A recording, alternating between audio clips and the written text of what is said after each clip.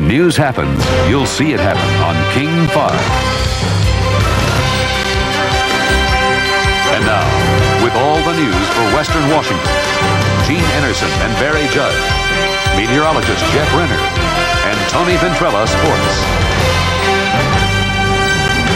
This is King 5 News at 11. Jobs of the people who run the Washington State ferries could soon be on the line tonight. Word is a new drug testing law will go into effect. Our top story tonight, the facts are out in the collision of those two Washington State ferries. Tonight, an investigation shows the man at the helm of the ferry during last week's collision has tested positive for drug use. We'll also have passenger reaction.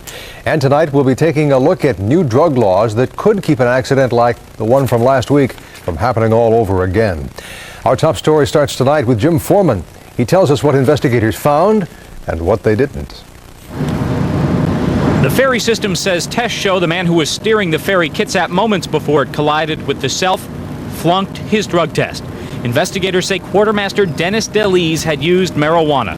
DeLees was steering the boat up until about 60 or 90 seconds before the two collided, when Captain Ron Hunter took over the helm.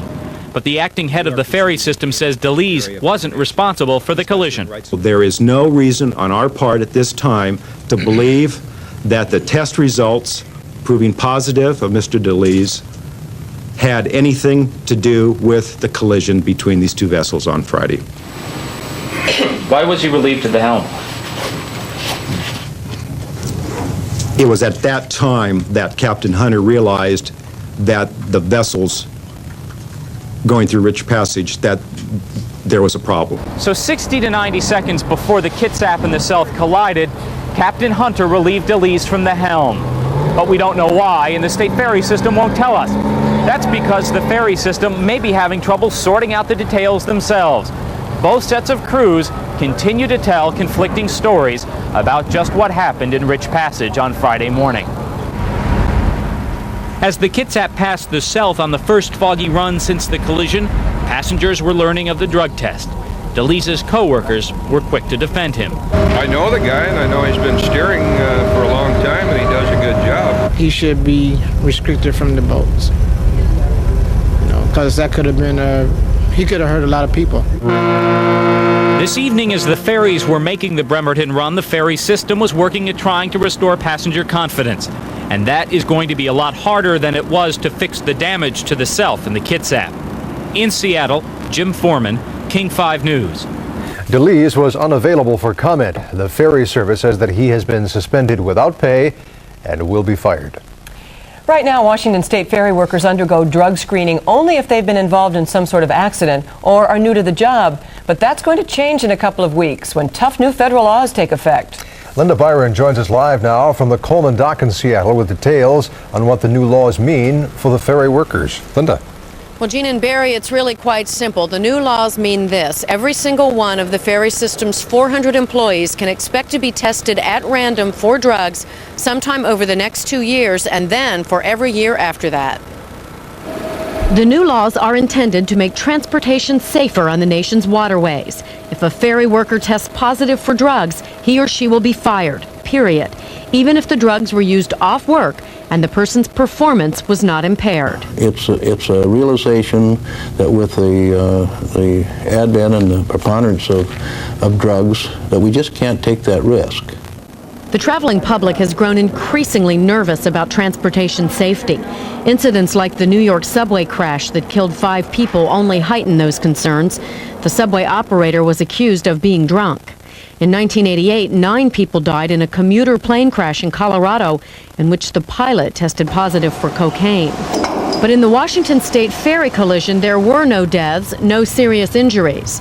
The ferry system says there's no evidence drugs played a role, and the ferry quartermaster who tested positive for marijuana isn't thought to be responsible for the collision. Is it fair then to fire him? The ACLU says no. What they should ask is something real being done, or is something politically expedient and cosmetic being done for public consumption. It's a difficult issue, say ferry passengers. My confidence in someone in that position has gone down. Well, if he was under the influence while he was working, that's bad. If what he does in his private life is his business. But by law, it becomes the government's business on October 1st. And the state transportation secretary here in Washington is warning ferry workers to take that law very seriously, because if tests show that they have used drugs even off the job, they will be fired. Back to you. Linda, there are an awful lot of people involved in the transportation industry. Just to mention a few, truck drivers, pilots, what about them? Well, the law also goes into effect, a similar law for truck drivers beginning in November and phasing in from November through January, and the law is already in effect for pilots. There are many other transportation workers who are subject to drug testing only if they've been involved in some sort of accident, but the way these things are going, it appears that random mandatory drug testing is becoming the future. Linda Byron live in the downtown Seattle waterfront. In other news tonight, the bodies of a missing Western Washington couple are believed to have been found tonight in Montana. Police say they discovered them near Seeley Lake, and foul play is suspected. Authorities haven't positively identified the bodies, but think they're Kenneth and Iva Cheatham of Sumner. The couple was reported missing early last month during a trip to Glacier National Park. An autopsy is scheduled for Friday. Police tonight are looking for 2 shooting suspects on the loose in Everett. Authorities are searching for the men who allegedly shot a woman in the stomach. This is home video. Neighbors had reported hearing shots at the 4600 block of Fowler in Everett, and police found a 27-year-old woman shot once in the abdomen. Witnesses say they saw 2 men leaving the scene. Police don't know the motive for the shooting. The woman is now at Providence Hospital, and she is in serious condition. The head of America's biggest air carrier says that he may be forced to cancel some options to buy new airplanes, maybe with Boeing. But the announcement that American wants to eliminate $500 million in new airplane purchases does not seem to be directed at firm airplane orders. American has more than $5 billion in firm orders for Boeing 757 and 767 aircraft. That's only about 4% of Boeing's firm order backlog of $109 billion. The Mariners, as you well know now, need more money to stay in Seattle, but they won't be getting any of it from other teams. Owners are meeting in Baltimore now. They've offered their Seattle counterparts sympathy, no dollars. Mariners owner Jeff Smulyan said again he wants to keep the team in Seattle, but he cannot without substantial financial help from this community. A rescue plan is underway, and King 5's George Snyder is in Maryland, where the baseball bosses are gathered for this meeting. Jeff Smulyan did not bring a wish list to the meeting of the Major League Baseball owners. He told them instead that he had given the Seattle community 45 days to come up with a plan to boost the Mariners' revenue. In the meantime, he told them he was not entertaining offers to sell or to move the team. You know, we are not talking to anyone. We are aware that there are a lot of proposals that were, from other cities that people would be willing to make, and that we have said that we made a commitment that if we come up with a plan and solve it, we will. We think we can solve the problem long term. It's not a short-term solution. It's trying to solve this long term and finally make this thing work. But if no long-term solution is reached, Smulyan said he didn't know if he'd tried to move the team or to sell it. He'd have to ask the owner's permission to do either. And Kansas City Royals owner Ewing Kauffman said if fans don't support a team, then it is indeed time to move.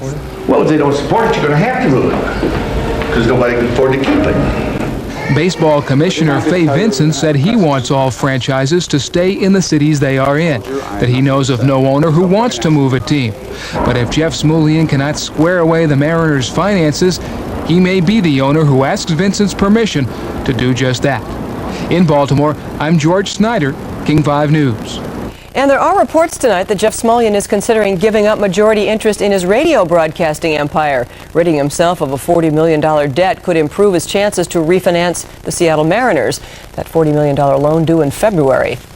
Much to the dismay of several senators, U.S. Supreme Court nominee Clarence Thomas managed to elude controversial questions on the abortion issue again today. Judge Thomas refused to take sides on the abortion issue. One senator told Thomas that he fears the high court will take away a woman's right to an abortion, creating the need for back alley operations. Thomas was moved to respond. On a personal level, certainly, I am very, very pained by that. I think any of us would be. I wouldn't want to see people subjected to torture of that nature. Thomas claims that he had no opinion on the 1973 landmark Roe v. Wade decision, but Senator Patrick Leahy of Vermont all but told Thomas he didn't believe him. Thomas has referred to Roe v. Wade in several articles which he has written. Tonight, the top men of Washington, D.C.'s largest bank are fighting to clear their names in a major financial scandal. Clark Clifford ran First American Bank, which was secretly owned by Bank of Credit and Commerce International. BCCI has been nicknamed Bank of Crooks and Criminals and is currently under investigation for fraud, money laundering, and other crimes. Clifford's sidekick at First American was Robert Altman, who is married to TV actress Linda Carter. Today, members of the House Banking Committee grilled the head man, Clark Clifford. I must ask the question, were our witnesses amiable dunces or were they sophisticated financial kingpins? I've been a practicing lawyer for 63 years, and in all that time, there has never been a cloud placed against my name until now. Clifford said that he was deceived by BCCI, but many members of Congress don't believe him. Investigation of the link between First American and BCCI will continue. The hopes are growing tonight that more Western hostages might be released from Lebanon. Shiite Muslim kidnappers said today the freeing of 51 Lebanese prisoners and 9 dead guerrillas by Israel has made a release more likely. Lebanese hostage takers have released a photograph of a British hostage, Jack Mann, along with a statement that says the pilot is alive and well. The 76-year-old pilot has been missing since 1989. Still to come on King 5 News at 11 tonight, you may be surprised to learn that our kids are not getting a healthy meal at school. We'll tell you why. And we'll tell you why this pelican's limp is a result of somebody's carelessness. Then at 11:26 tonight, can you imagine taking medicine to make you permanently tan? The facts as King 5 News continues.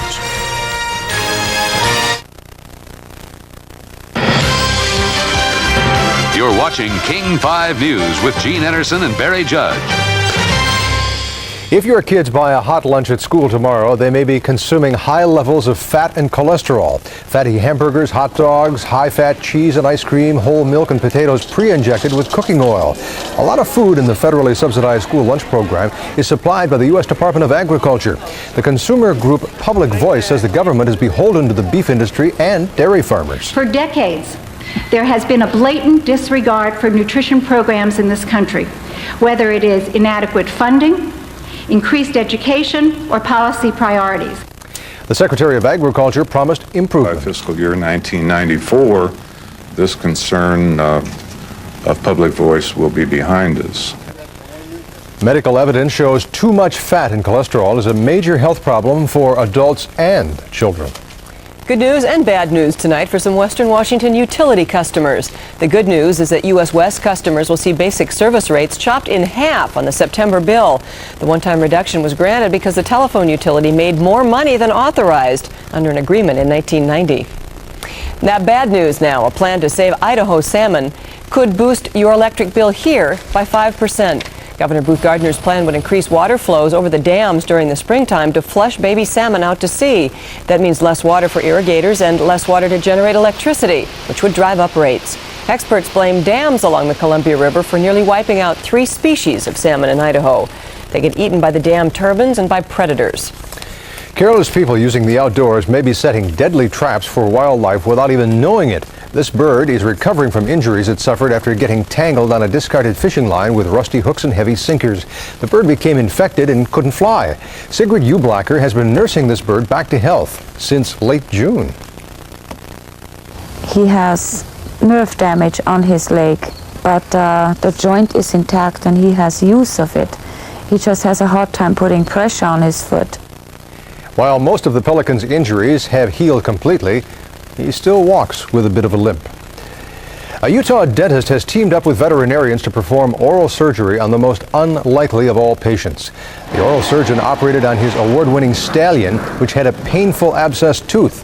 The surgery proved to be a lifesaver, though. Without it, the horse would have had to been put to sleep. The dentist capped the infected root with a cement and silver filling. Hi-ho silver. Sports tonight. Carlos Del Valle coming up. Some bad news for the Seahawks. We'll tell you the fate of one player as Carlos joins us right after this.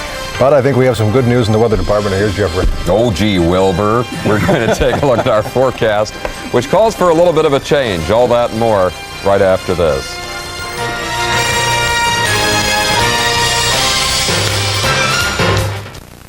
Hope you had an opportunity to see the sunset tonight. The sun looked according to some, really weird. It sort of looked like it was squashed in the middle, sort of like a football. The result of the temperature inversion that made it look that way. It isn't really. 55 degrees right now and no longer sunny, but partly cloudy in Seattle. Winds out of the south at 3. In Tacoma, 60 degrees. Winds are calm, partly cloudy skies. And in Everett, at last report, Everett checking in at 59. Winds out of the north at 9. And if we take a look now at our national satellite picture, we'll notice that, well, many other areas of the United States enjoyed some sunshine, but some very strong thunder and rain showers from western Texas into the central plain states. Mostly sunny over the rest of the west coast and over most of the southeast, but some locally strong thunder showers moving into Wisconsin. More scattered rain activity moving into the northern Atlantic coast region. Forecast highs in the mid-70s to low 80s from the Great Lakes into the northeastern states. Upper 80s to low 90s over the southeast. Still hot, 96 in Dallas, Fort Worth, and in the 70s up the west coast and over most of the Rockies. Now here in the northwest, satellite picture shows why we're going to see a bit of a shift in our weather pattern. High pressure had been blocking these approaching disturbances but started flattening today. That's where the high clouds, how they happen to move in. Now it's going to be shifting to the east. Most of the storm is moving into the Queen Charlottes, but it's going to finally move through here probably the middle part of tomorrow afternoon at the earliest, bringing us increasing clouds and a chance of a few showers, especially on Friday. Our forecast then for tonight is initially mostly clear skies, just some high clouds, low clouds and fog developing late. Lows in the upper 40s to low 50s. Then tomorrow, low clouds, fog again in the morning. Some partial clearing, then increasing cloud and a chance of showers late in the day. High temperatures for the most part from 62 degrees in Port Angeles on up to 70 at most in Olympia. Statewide east of the Cascades, it's going to be hot and sunny over there. Highs in the 80s and in the low 60s along the coast. Out on the water, well, tomorrow look for southerly winds, 5 to 15 knots in Puget Sound and Hood Canal. For that matter, over all the inland waters, becoming westerly, however, in the Strait of Juan de Fuca and Admiralty Inlet in the afternoon.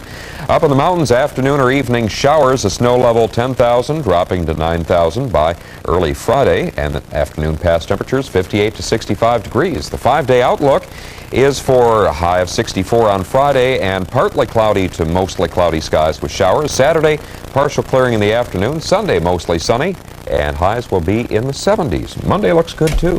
Well, enjoy your day off tomorrow. I will. Thanks, Jeff. Coming up next on King 5 News at 11, pills that make you tan forever. What? Well, doctors in the East say the abortion pill should stay out of the U.S. We'll explain. I'm Carlos Devay. Coming up in sports, the Seattle Mariners, good news. But for some Seattle Seahawks, bad news. We'll have that in sports, so stay right there. Don't go away. Tonight, the debate continues over RU486, that controversial pill that induces abortion. A group of Cambridge-based doctors say the pill should not be brought into the U.S. because it has a number of side effects. Another group says the pill, which has already been used by thousands of women in France, should be allowed into the United States, at least for testing. The drug results in severe pain for many women and induces bleeding, sometimes heavy, sometimes requiring a blood transfusion. I think that we need to look at it, and for some women, in some circumstances, it may be the preferable alternative. And we in the pro-choice movement believe that we should have as many options as possible for women. With abortion coming under increased attack, the Federal Drug Administration has been facing more pressure to allow the self-administered pill into the country. RU486 works by blocking the body's production of progesterone, a hormone needed to maintain pregnancy. Tonight, a study indicates that women who take estrogen therapy can cut their risk of heart disease in half. A 10-year study with nurses found those given replacement doses of the hormone estrogen after menopause had half the heart attack risk of those who didn't and no greater risk of strokes. The nationwide study involved some 50,000 women. Gene, doctors in Arizona are testing a new drug that may offer fair-skinned people a permanent guard against skin cancer. Scientists at the University of Arizona created the drug after observing how cancer risk varies among ethnic groups. People of Anglo-Saxon origin are at great risk for skin cancer. Those people who have darker skin and who tan well, for example, those of Mediterranean origin, certainly have less skin cancer than others. And blacks have a relatively very low risk of skin cancer. The drug the scientists came up with is called melanotan, and it works by darkening the skin. A single dose injected in frogs, for example, turns them permanently darker in only a half hour. Tests of melanotan are underway now on humans, and someday pale people may get injections for permanent protection against the sun. But in the meantime, scientists say, for now, the best protection is to stay out of the sun. And don't be a frog. If you can help it. Carlos Hawaii joins us next with Mariners highlights. Plus, Mike Tyson says he is innocent of rape charges. Those stories plus your wake-up weather forecast right after this.